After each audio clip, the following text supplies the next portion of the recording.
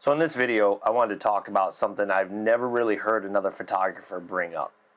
And that is being aware of your surroundings when you're out photographing.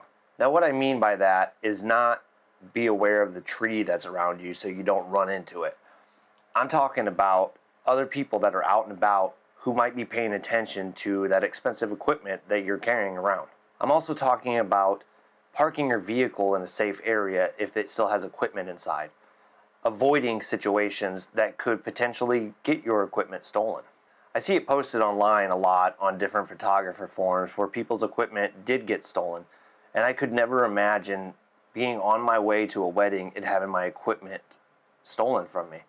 I don't know how I could ever explain that to a couple. It's not really my fault, but at the same time, it is my fault by allowing that to even happen in the first place. Now, I'm not an absolute expert on the matter, but I have taken courses that help train your mind to be more aware of the people that are around you and what they might be potentially doing or looking for. So let's just jump right into it with some of my tips on how to avoid situations that might potentially get your gear stolen.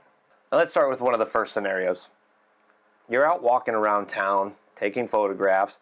Maybe you're doing a shoot at the time. Maybe you're just out to take photographs for your own pleasure. One of the ways that thieves will steal equipment is they will see somebody out shooting with what we all know is an expensive piece of equipment.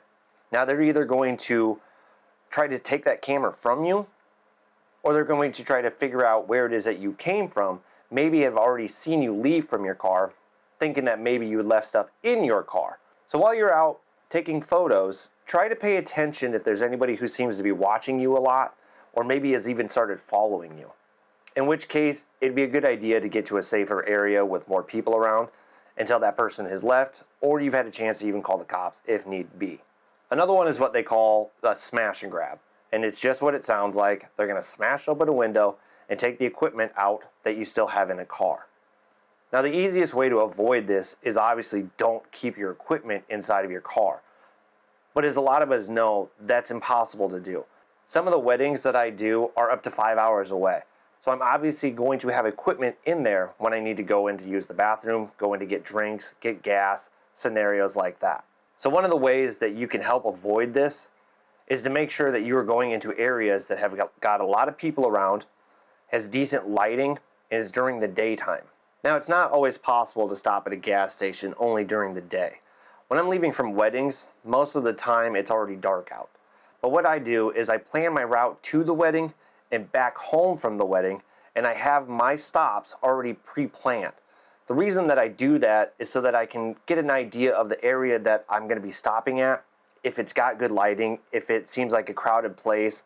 I know that it's going to be open and there's going to actually be people in the store.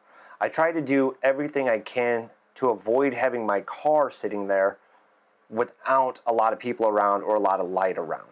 And then what you also need to do is remember that you do have that equipment in there, so try to limit any amount of time that you are away from the car. And if at all possible, try to keep an eye on it the entire time. Now, of course, we all want to avoid having our gear stolen. But unfortunately, we don't live in a perfect world, and there is a chance that that could happen.